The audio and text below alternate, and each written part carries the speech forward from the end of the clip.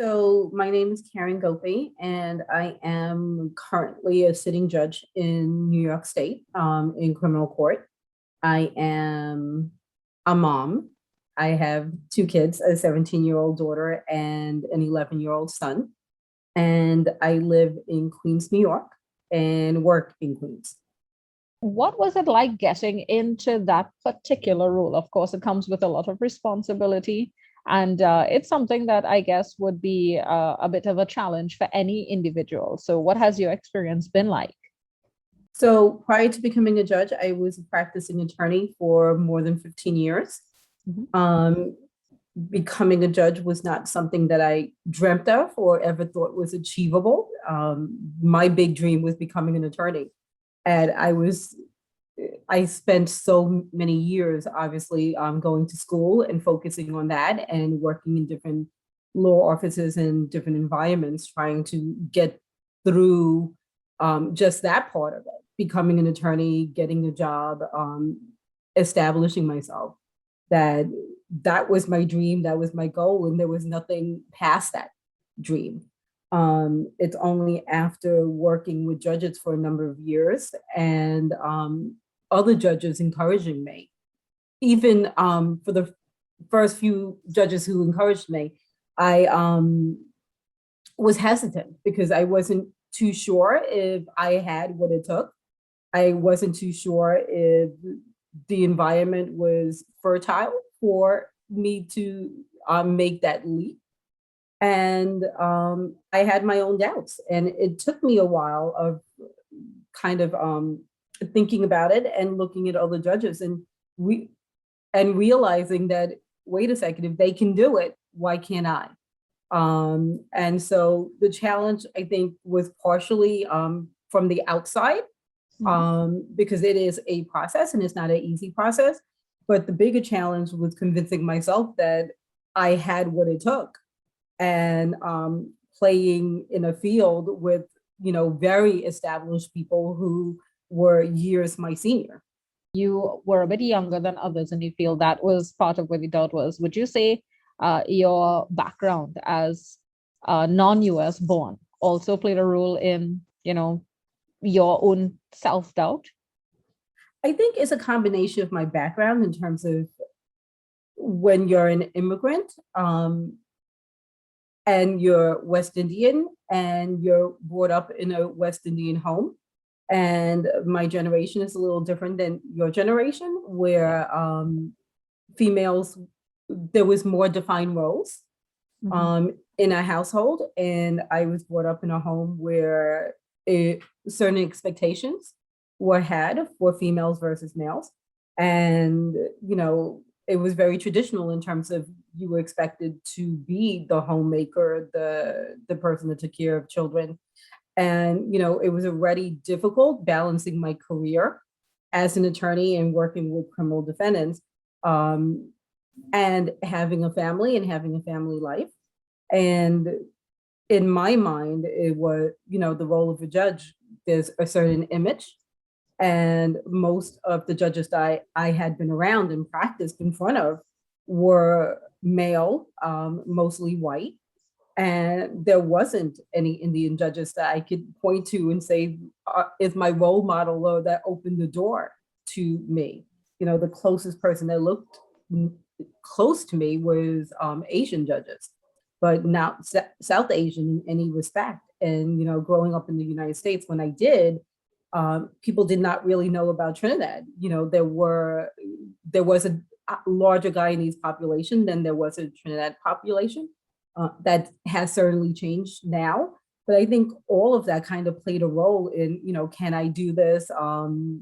Will people respect me? And it's a field to break into where I would be the first.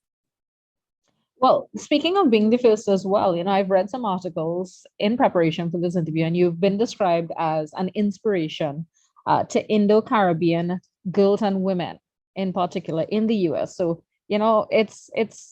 would you say it's a heavy mantle?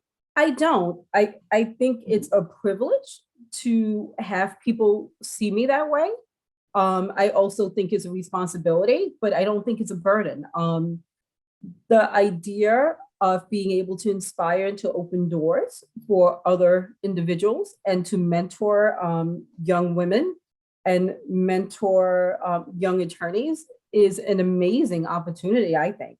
I did mention that when I was when I first was practicing, there was not a lot of people who looked like me.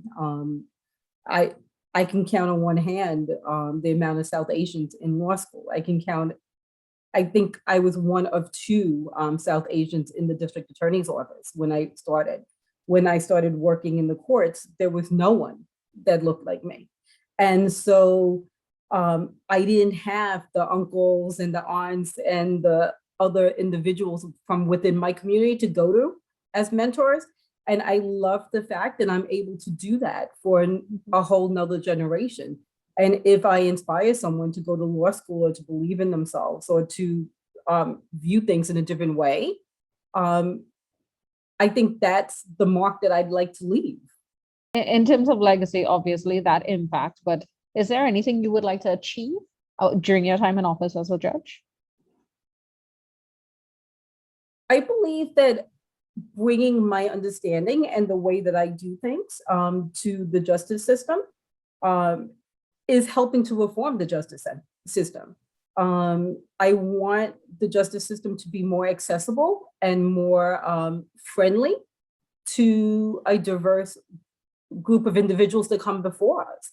The reality is that we see so many people from our community and from other communities that are coming through, unfortunately, the criminal justice system. And, whether as a victim or as the person that's suspected of a crime, and I think especially for immigrants who are not used to the best treatment by law enforcement and are distrusting of the system, I think it's fantastic to have someone that looks like them, that represents them, that will have patience and will have understanding of where they're coming from and some of their culture, customs and traditions, which are important. And let me just give you a funny example. I had a case early on in my career as a judge where the individual was a Guyanese man with a heavy accent. And other judges had handled his case and was having a very difficult time understanding him when he spoke in court. And they actually ordered, we get translators for different languages in the courts, and Queens is very diverse. So we have, everything Spanish, Chinese, Mandarin, etc., Russian, etc. This judge actually ordered what was called a Guyanese interpreter. And this person came in representing themselves to be a Guyanese interpreter. And I'm talking to her saying, well, what language are you interpreting? Because clearly I know Guyanese is really, truly American, just like Trinidadianese, it's the same thing. And this person was trying to convince me that it was a different language or a different dialect. And I looked at the gentleman and I said to him, do you speak English? He said to me, yes. I said, do you understand me? He said, yes. I said, I understand you. And we continued with the case. But it was that level of not understanding the culture of the tradition and not realizing that that was disrespectful to this man. It was just about slowing down and trying to understand him. And so I think, it sounds like little things, but I think it's really important when you're coming to the court and you're asking for help or you're needing help or you're in a situation where you're confused, for people to feel like they're accepted and that you're meeting them where they are. If we could just backtrack a little bit to, you said you always wanted, or your goal at the start was to be an attorney at law. What exactly attracted you to the legal field in that aspect? It was a couple things. It was a couple things kind of coming together at the same time. So I teasingly tell people that I wanted to become an attorney at the age of 5. And it's because a lot of things were happening at that particular time. I was growing up. My parents had immigrated to the US. I was born in Trinidad and came here when I was 1. Mm-hmm. I started school in the US. I, at a very young age, understood the dynamic in the home and the masculine role in the home. I also was challenged with assimilating to the US while holding on to the culture, which is, what a lot of immigrants do. And being around a lot of individuals who were facing issues in terms of poverty, in terms of struggling to get good employment, to pay bills, struggling with immigration issues, sometimes struggling with other court issues, and filling out naturalization or other petitions by INS. And were very fearful. Those were the days that people were talking about hiding from, detention officers coming to their homes. And so we lived in a neighborhood of immigrants, and, immigrants from Trinidad, immigrants from Guyana, immigrants from all over the Caribbean, including the Dominican Republic at the time. And so I saw the fear, and I saw the not understanding how to fill out these forms and how they were treated when they were on lines to the courts. And I realized that education was my way of, number one, having a voice, and standing out as a female, and having the males and the females listen to you. I also realized that our community needed help, and that the help was not necessarily going to come from the individuals who were working and that were not educated in this country, but it needed to come from those of us that were being educated in this country. And I also saw it as a way out of, poverty and not having a means. Like, when you have a steady career, you have a salary, which also means you have choices.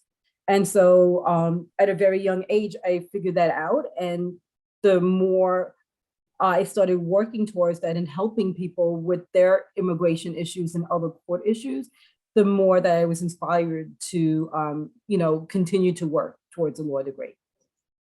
I know you mentioned that case just now about the Guyanese individual. Is there any case in particular that has been so far the highlight of your career, whether as a judge or an attorney?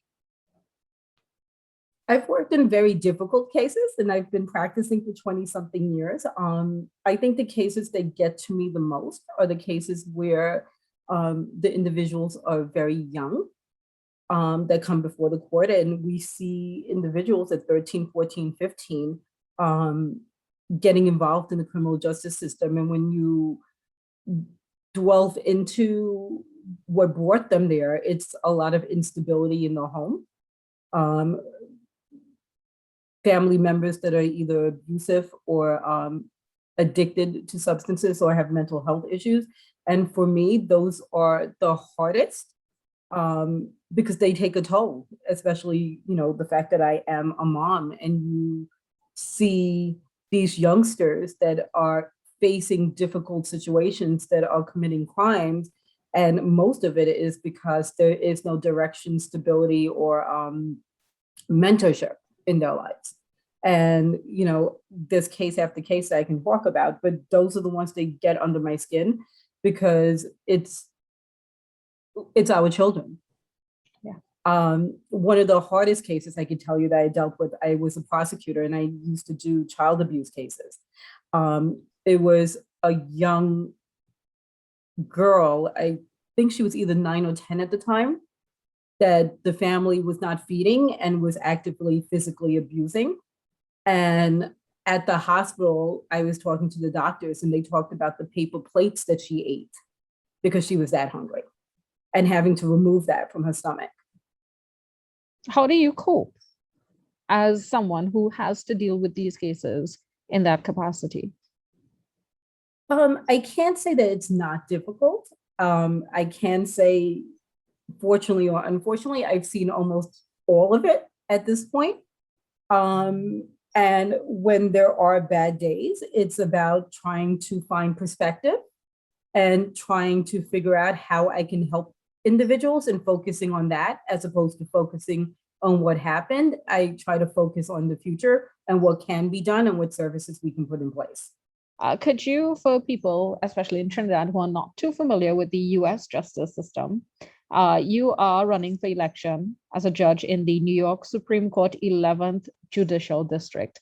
Could you tell us more about one, how the US justice system works and what this particular court does. Okay, so right now I am sitting as a criminal court judge. So I handle the lower level offenses at this time. And so that's like stealing, I think what you guys would call like petty assault. So injury, but not serious injury. Drug cases where it's more possession as opposed to selling. I'm trying to think. So those are generally the type of cases that I handled by criminal court. I did receive a promotion last year, so I'm handling cases before they go to Supreme. And so with us, after you're arrested on a serious case, you have to go, the district attorney's office or the prosecutors have to go to what we call a grand jury, which is 23 individuals that volunteer for jury duty that decide whether or not there's enough evidence to continue with the case to go to Supreme Court. So in that capacity, I've been handling gang cases, gun cases, serious drug cases right before it gets to Supreme Court. So it's basically taking care of it, seeing if we can plea bargain it, seeing whether or not we can do services or we're pushing it to the next level for grand jury or for trial. Supreme Court generally handles things, the most serious cases. So the rapes and the burglaries and the guns and the serious drug offenses, robbery cases, that kind of level, murder cases. And they're the Supreme Court judges, at least in criminal court, they're the ones that handle the hearings and the trials and the next level. There's also Supreme Court civil, which is like matrimonial, divorce cases. There's also lawsuits where you're suing companies, etc. So that's all handled by Supreme. We separate civil, which is, one individual against another, versus criminal, which is obviously you're accused by the state of a crime in the United States. And if I'm elected to Supreme Court, then they get to decide where they're going to place me, whether it's going to be a criminal term or a civil term.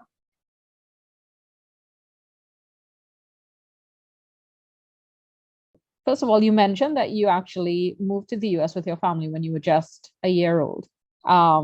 Do you think you have a connection with Trinidad that most Trinis tend to have? I can't say that it's the same as someone who came from Trinidad in their 20s and was educated in Trinidad.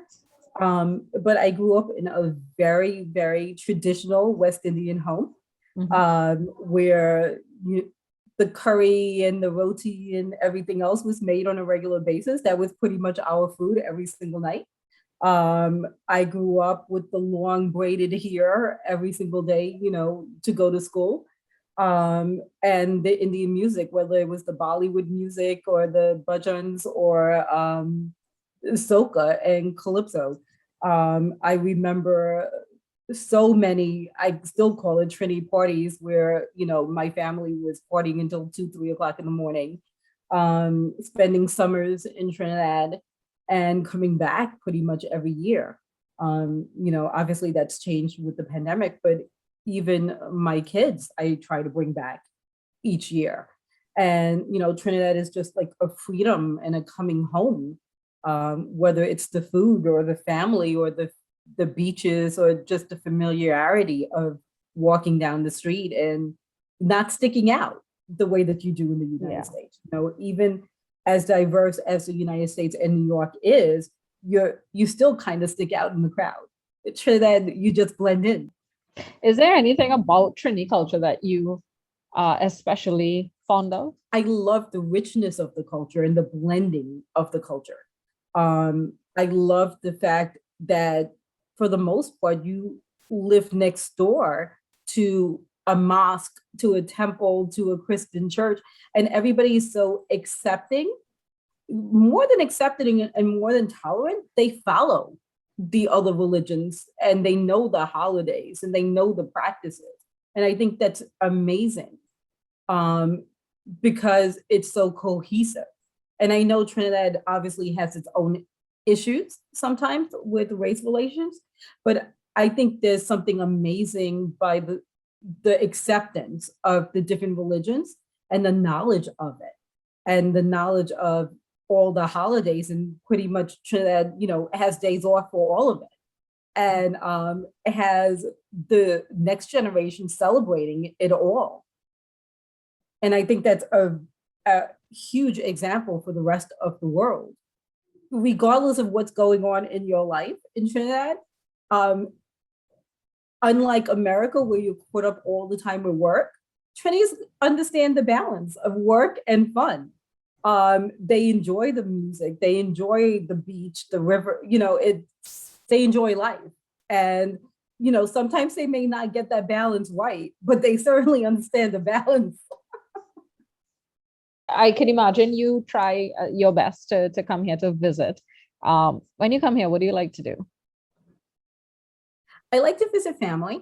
I don't get to see them as often as I would like, especially my cousins. It's a lot of fun to hang out with them. I love the beaches. My favorite is Maracas. I like to spend the day there. I like going to the food stands there. I like stopping on the way there to get, whatever snacks. I like going to, especially the Chinese style restaurants. I love the wontons and the fried rice and the chow mein, etc. that I can't duplicate myself. So curry, we all know how to make. The Chinese style chicken, I just can't get right.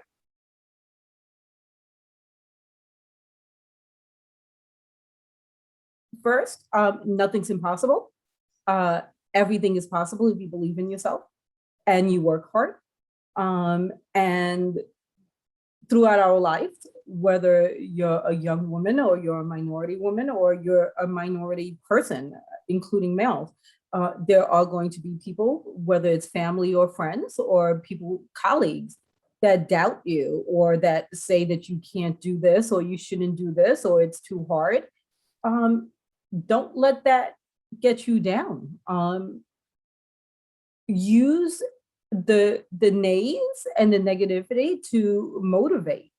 And the best revenge at the end of the day is being successful. I can't tell you the amount of people who suggested that a career in the law was not a good idea for me, or a West Indian, even those that accepted me becoming an attorney could not accept the fact that I was thinking about criminal law. That's not something that, a young West Indian girl dealt with criminals, dealt with, going into court and dealing with a judge, et cetera, et cetera. And I found that the best way of dealing with individuals who were negative was not necessarily saying anything to them or putting them down or, dealing with it at the moment, but it's being successful and showing them that you made it and kind of smiling, taking the high road at the end of the day. And I think once you remain positive and you are able to reach back and help other people, that's a reward in and of itself. And looking back, everyone that said anything negative, I think they're pretty much eating their words today. But it's not about me concentrating on that. And what I would say to people who are either getting involved with law or getting involved in something else, whatever it is, the world is changing. And there is so much female power and empowerment these days. Every company is looking for diversity. Every company is looking for different approaches. And why can't you be the voice that makes the difference? So believe in yourself.